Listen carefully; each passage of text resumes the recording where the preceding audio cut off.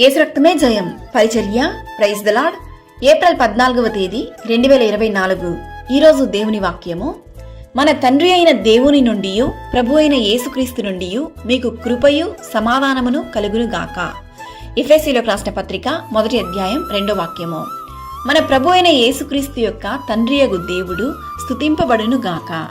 ఆయన క్రీస్తునందు పరలోక విషయములలో ఆత్మ సంబంధమైన ప్రతి ఆశీర్వాదమును మనకు అనుగ్రహించెను. ఎలయనగా పాపము వలన వచ్చు జీతము మరణము, అయితే దేవుని కృపావరము మన ప్రభు అయిన క్రీస్తునందు నిత్య జీవము. కృపా విధములు నానా విధములుగా ఉన్నవి గాని ఆత్మ ఒక్కడే. దేవుని కృపలేనిదే మనం జీవించలేము. దిన ప్రారంభము నుండి రాత్రి పడుకునే వరకు మన జీవితాలలో అనేక సమస్యలు, ఆపదలు, అపాయాలు వచ్చినను దేవుని కృప ద్వారానే మనము నడిపింపబడుచున్నాము.